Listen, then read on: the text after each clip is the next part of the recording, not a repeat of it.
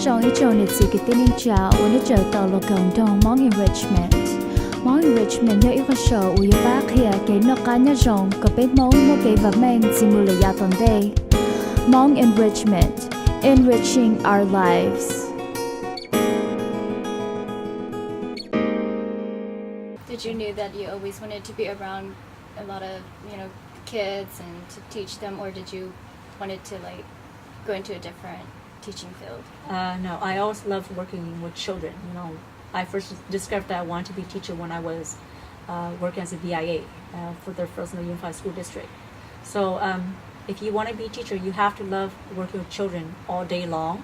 You have to be flexible because every day changes, and you have to be ready for that change because things are unexpected every day. Sometimes you have a lesson plan. It might not turn out the way you plan. It might not turn out the way you wanted it. So you have to be flexible. You also have to be organized because there's so many paperwork involved. And one of the most important key is you have to have people skill because you can have to communicate to your administrators, to your teachers, to the district people, to parents, to students. You have to have communication skills and people skill. One of the important key in teaching is you have to have classroom management. If you do not have classroom management, how good your lesson is, you may not get it across because you have to have that in order for you to teach your concept or point across. And tell me about the 4th grade guideline that you have assessed. Started using district guideline, and I didn't get the result that I would like to see. So I started to play with it and make some changes and try it, implement it, and it kind of worked. So I thought that that year I thought I had a smart class, or I was lucky. Then I tried the second year, I refined it and tried it, and it worked again. Then I shared my grade level, and we implemented it, and we have good score. So from there, that's I came up with the ideas, and then I became one of the math coaches for the district, and I shared that with the district, and they refined it, and now it's a lot more better.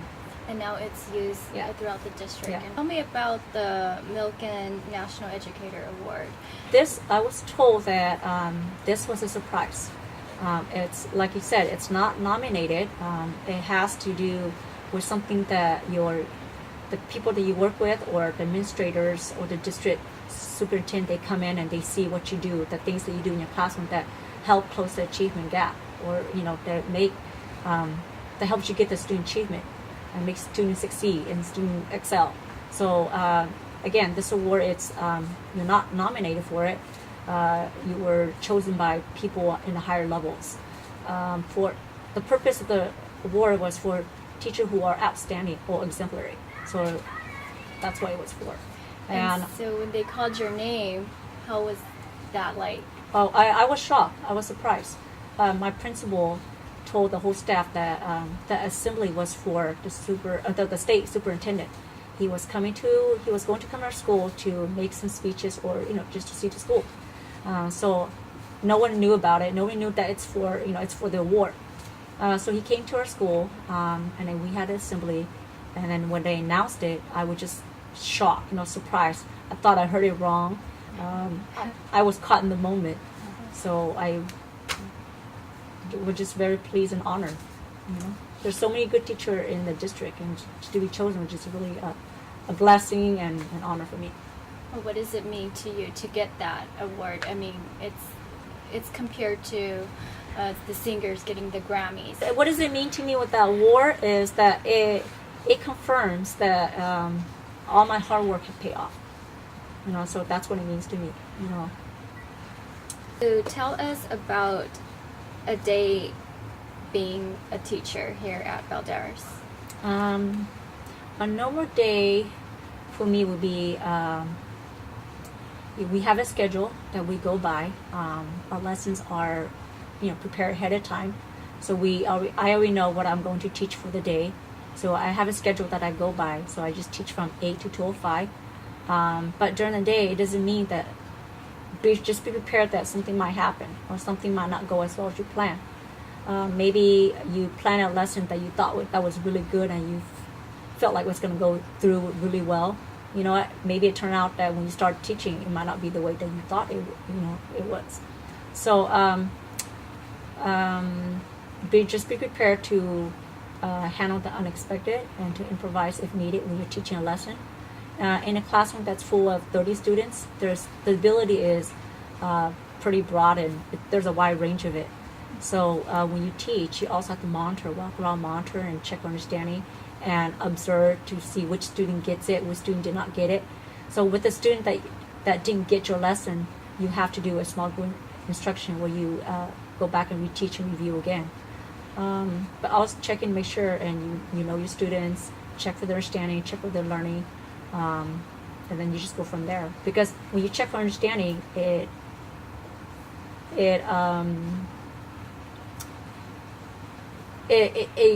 as a teacher, it makes you rearrange your instruction or replan because you see that they're not getting it, so you have to replan or go a different route. And what about those trying to go into teaching? What advice can you give them? Like I said, if you're studying to be a teacher, you have to be flexible. You have to be organized if there's a lot of paperwork involved. Be prepared to work long hours. Sometimes even on the weekend. Sometimes you have to give up your weekend because you didn't finish something during the day. And you always have to be prepared before you teach your students. What else? You have to have dedications. You have to be dedicated to your job. And what is the best thing you like about being a teacher? The most rewarding thing or best thing about being a teacher is that you get the first-hand experience, or you see the aha moment when you see that the student get what you are teaching and the light bulb comes on. Then you get to see that, and it's a wonderful feeling. Take me through a typical day of what you're teaching in class. Okay, so a typical day, this is just for one lesson. This is for language art. So to teach my lesson, I have to teach a grade level standard. So I'm 4th grade, so this is a 4th grade standard. This is what I have to teach. Then I have to have the objective or the purpose or goal of what they're supposed to be doing. So for this lesson, the objective, the student will be able to compare and contrast tales from different cultures. How they're going to do it, they're going to identify similarities and differences in the character. So this comprehension skill that I will be teaching is compare and contrast, and then gives you the meanings. It identifies similarities and differences in the story. So this is what the student needs to know. Then my part, when I do the teaching part, this is a graphic organizer where I have to teach them how to compare lion and dove from a tale. And I also have to teach them the similarity or the same between them. After I teach that, then we use the frame. We use the frame where to teach the kids how to speak complete sentences.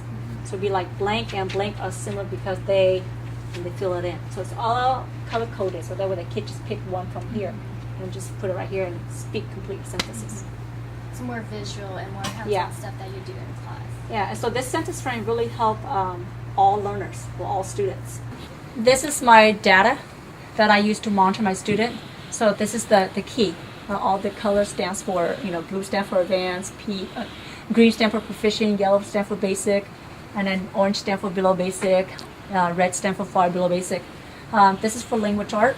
Every student was given a number, and this is math. So let's say the first column here, this is the 3rd grade CST.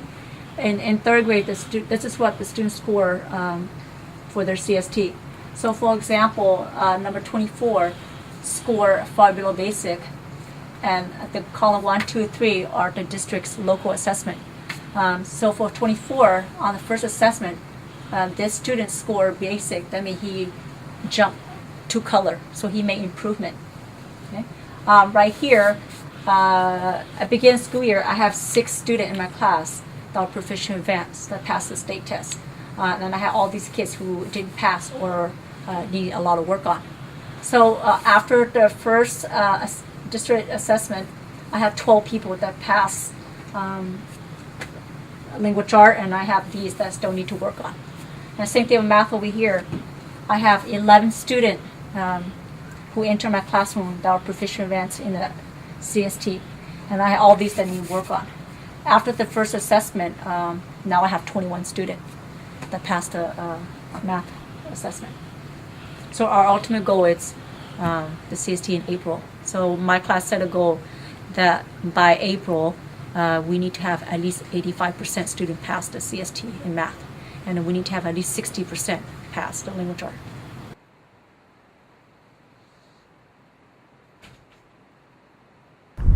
To get more information on Lou Xiong, email us at hmongenrichment@gmail.com. Coming up next, my interview with Jade Lee.